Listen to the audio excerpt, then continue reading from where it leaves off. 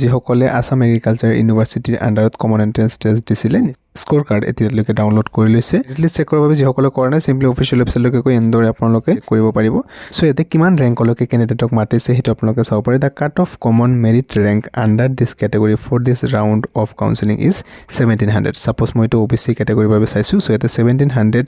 Rank কেটেগৰীলৈকে candidate ইয়াতে যাব পাৰিব চাওক ইয়াতে 1700 লৈকে মাতিছে মানে কিন্তু 1700 ৰেংকৰ কেণ্ডিডেটে যে ইয়াতে চিট পাব সেইটো নহয় কিন্তু হাই ৰেংক যিসকলে আছে তেওঁলোকৰহে প্ৰথমতে সিটটো লাভ কৰিব আপোনালোকে কাউন্সেলিঙত গ'লে আপোনালোকক প্ৰথমতে বহাব অডিটৰিয়ামত তাৰপিছত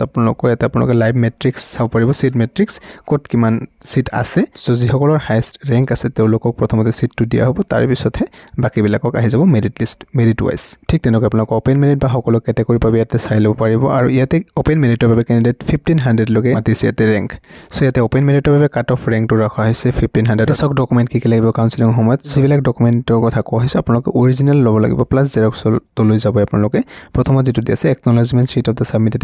এপ্লিকেশ্যন সাবমিট কৰাৰ সময়ত আপোনালোকৰ যিখন এপ্লিকেশ্যন ৰিচিপ্ট আছিল সেইখন ল'ব লাগিব এণ্ট্ৰেন্সৰ স্ক'ৰ কাৰ্ডখন আপোনালোকে লৈ যাব লাগিব ক্লাছ 10 আৰু 12ৰ মাৰ্কশ্বিট আৰু লগতে পাছ চাৰ্টিফিকেট লৈ যাব লাগিব তাৰপিছত ডকুমেণ্ট যদি ডিজিলকাৰৰ পৰা হয় সেইটো একচেপ্ট কৰা হ'ব তাৰপিছত পাৰ্মানেণ্ট ৰেচিডেন্স চাৰ্টিফিকেট অৰ্থাৎ PRC এখন কিন্তু এই ক্ষেত্ৰত কম্পালসৰি হয় যিসকলৰ PRC এখন নাই application receipt will not be accepted valid as proof certificate লৈ যাব আপোনালোকে বাৰ্থ চাৰ্টিফিকেট নাইবা মেট্ৰিক এডমিট কাৰ্ড ল'লে হৈ যাব চ' ভেলিড কেটেগৰী চাৰ্টিফিকেট যদি আপুনি কোনো কেটেগৰীৰ পৰা বিলং কৰে সেইটো লৈ যাব লাগিব relevant certificate in support of any quota যদি আপুনি কোনো কোটাৰ বাবে এপ্লাই কৰিছিল ধৰক ডিফেন্স নাইবা ডিফাৰেণ্ট লেভেল নাইবা স্পৰ্ট কোটা চ' আপোনালোকে সেইটো চাৰ্টিফিকেট লৈ যাব লাগিব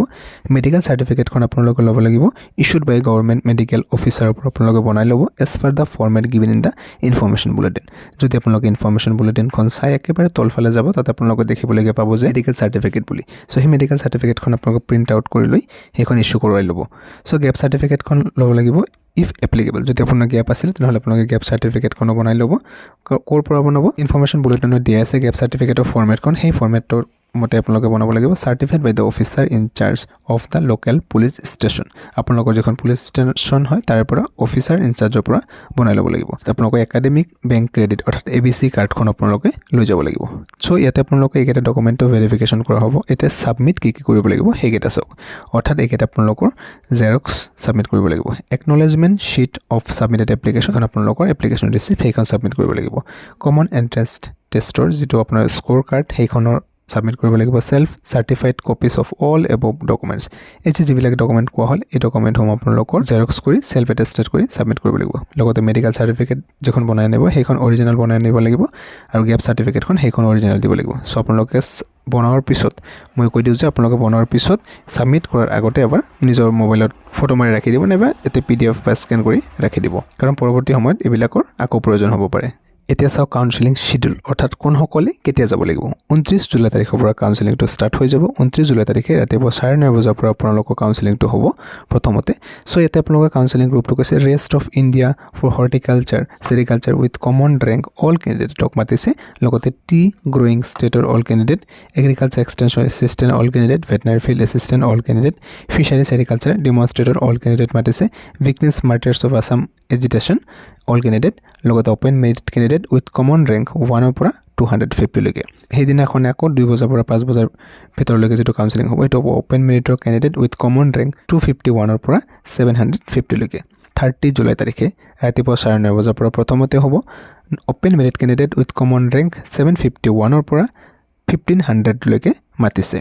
30 জুলাই তাৰিখে চ' সেইদিনাখন আকৌ 2 বজাৰ পৰা মাতিছে EWS candidate with common rank 1700 লৈকে OBC candidate with common rank 1700 লৈকে তাৰপিছত টাই আহোম ইয়াতে মাতিছে 1800 লৈকে Koch Rajbongshi Moran with common rank এটা দিয়া আছে মটক চুতীয়া TGL সকলো ইয়াতে দিয়া আছে কমন ৰেংক কিমানলৈকে মাতিছে আপোনালোকে চাব পাৰিছে চ' SC কেণ্ডিডেটক মাতিছে 1501ৰ পৰা 1776 লৈকে STP STH সকলোকে মাতিছে সেইদিনাখন 31 যিটো জুলাই আছে সেইদিনাখন কাকাক মাতিছে এইটো চাওক defence candidate with common rank এটা দিয়া আছে 1700 লৈকে ডিফাৰেণ্ট লেভেল যিসকল আছে সকলোকে মাতিছে যদি কোনোবা ফ্ৰীডম ফাইটাৰ আছিলে চ' সেইটো আপোনালোকৰ 1700 লৈকে মাতিছে গেম এণ্ড স্পৰ্টছ কোটাৰ বাবে যিসকলে এপ্লাই কৰিছে তেওঁলোকক অল কেণ্ডিডেট মাতিছে মাল্টি গ্ৰোৱাৰ্ছ তাৰপিছত AAU AVFE employ higher fee কেণ্ডিডেটসকলক মাতিছে exclusively for agriculture mint for all NE states other than Assam higher fee candidate from Assam all degree programme with common rank up to 2000 লৈকে মাতিছে। Higher ফি কেটেগৰীৰ বাবে যদি আপুনি apply কৰিছে তে আপোনালোকৰ যাব লাগিব ইয়াতে। এতিয়া হয়তো কোনোবাই ভাবিব পাৰে যে আপোনালোকৰ ইয়াতে পাৰ্চেণ্টেজটো কম লাভ কৰিছে নাইবা ইয়াতে ৰেংকটো বহুত পিছলৈকে গৈছে, চ' সেইবাবে কাউন্সিলিঙত নাযাম। চ' চাওক আপোনালোকৰ কাউন্সিলিঙলৈকে নিশ্চয়কৈ যাব, যিসকলক মাতিছে নিশ্চয়কৈ যাব। চিটটো ইয়াতে পাই যাব পাৰে যদি কোনোবাই প্ৰথমতে এডমিশ্যন কিছুমানে নলয় হয়তো। চ' মেৰিট ৱাইজ যিহেতু যাব যিটো হয়, চ' আপোনালোকে যিসকলে মাতিছে আপোনালোকে এডমিশ্যনটো যদি ল'ব বিচাৰিছে নিশ্চয়কৈ কাউন্সিলিঙত পাৰ্টিচিপেট কৰিব। গতিকে ভিডিঅ'টো ইমানে আছিলে, নিশ্চয়কৈ লাইক এটা কৰি ৰাখিব আৰু যদি কিবা বুজি পোৱাত অসুবিধা হৈছে কমেণ্টত জনাব। পুনৰ লগ পাম নতুন ভিডিঅ'টোৰ মাজলৈ। ধন্যবাদ।